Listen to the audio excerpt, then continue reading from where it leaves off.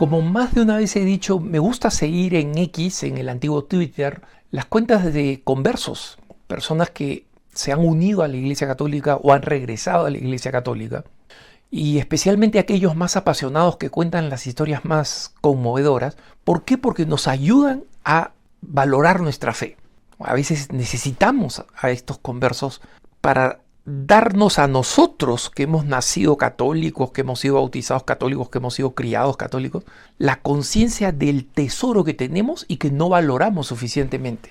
Uno de los grandes conversos y de los grandes comentaristas y autores bíblicos del catolicismo en inglés, Scott Hahn, cuenta que cuando finalmente decidió, siendo presbiteriano y ya un especialista bíblico protestante, ir a una misa católica, se había resistido, estaba en la parte de atrás y le sorprendieron dos cosas, le chocaron dos cosas, y él lo cuenta en su autobiografía Roma Dulce Hogar, que recomiendo vivísimamente leer, que cuando estaba ahí primero vio cómo todos sus conocimientos bíblicos de lo que significaba el sacrificio, porque él se había especializado en el sacrificio en el Antiguo Testamento, la evolución del sacrificio y cómo lo que Jesucristo hace es renovar el antiguo sacrificio del pueblo elegido, y cómo el antiguo sacrificio del pueblo elegido, como lo encontramos en la Biblia, es en realidad preparación de lo que va a ser la Eucaristía. Entonces, a él le sorprendía cómo habían partes constantes en la Santa Misa, no solamente las lecturas, obviamente, que directamente son eucarísticas, sino cómo en la parte de no solamente las lecturas, que obviamente son bíblicas, sino también en la parte de la Eucaristía, él como experto, protestante, pero experto, iba descubriendo, ahí está referencia bíblica, ahí está referencia bíblica, todo el sacrificio de la Sagrada Eucaristía es bíblico. Y tenía ganas de decirle, oigan católicos, ustedes saben que esta parte de la liturgia eucarística está haciendo referencia a este pasaje del Antiguo Testamento. Él quería como interrumpir y decirle a los católicos. Eso es lo primero que le impresionó. Y lo segundo es la indiferencia con que los católicos estaban participando en la misa.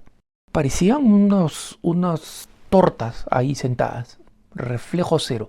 Esto no lo decía ella, pero Scott Hahn es muy caritativo, pero dice, me sorprendía que no estuvieran exultando. Yo quería comenzar a chillar y claro, terminando de la misa, se acerca el sacerdote que había terminado de celebrar la misa y le dice, oiga padre, ¿cómo puedo hacer para entrar a la Iglesia Católica?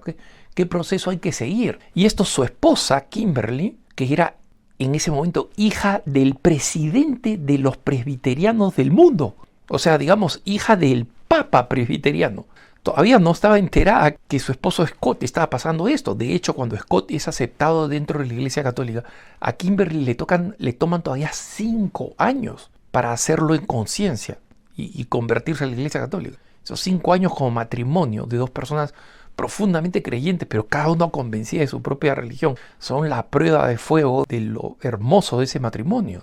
Y hoy en día bendecidos con nietos, con hijos sacerdotes, es decir, una constelación de gracia fruto de haber cruzado el río Tíber, ¿no? Como dicen los protestantes cuando alguien entra a la Iglesia Católica, cruzó el Tíber, ¿no? El río que está en... Y él mismo dice que el sacerdote le contestó, mira, hoy en día ya no hacemos eso, ya cada uno está en su propia religión y lo que hacemos es dialogar, lo cual es mentira, pero era una de esas interpretaciones de que no, así es mejor pues con la nueva iglesia, con la iglesia moderna. Cuento esto porque Scott Hahn es uno de los primeros protestantes conversos que yo leí, digamos, a fondo, ¿no? Después fui conociendo a algunos en persona y luego dediqué una serie de puntos de vista de años atrás a un libro muy hermoso que recoge historias de conversión de hoy católicos muy importantes, ¿no? Grandes apologistas católicos que fueron protestantes, en un libro que se llama Sorprendidos por la Verdad. También está disponible. En esa época yo lo leí en inglés, no sabía que existía en español, y entonces lo fui comentando conversión por conversión. Bueno, la más reciente es la que he encontrado en X, ¿no? En el antiguo Twitter. Hay una dama, una señorita, que acaba de ser recibida en la Iglesia Católica en la Vigilia Pascual del 2024. Y después de un proceso de conversión, espectacular, realmente de proporciones bíblicas, literalmente, ¿no? Ella era una actriz pornográfica y hacía su dinero a través de una página a través de la cual ella vendía los clips, ¿no? O sea, los videos cortos pornográficos. Y tuvo una conversión a fondo. Ella no cuenta los detalles de qué es lo que le hizo un día decir repugnancia total y luego deseo de entrar a la Iglesia Católica. Y en su cuenta de X tenía ha tenido uno de los recuentos más conmovedores de cómo se iba acercando y cómo ella se sentía una María Magdalena, se sentía una samaritana que estaba siendo sanada por Jesucristo y se iba acercando al día de su primera confesión el Jueves Santo, de su primera adoración de la cruz el Viernes Santo y finalmente esta apoteosis de la recepción dentro de la iglesia.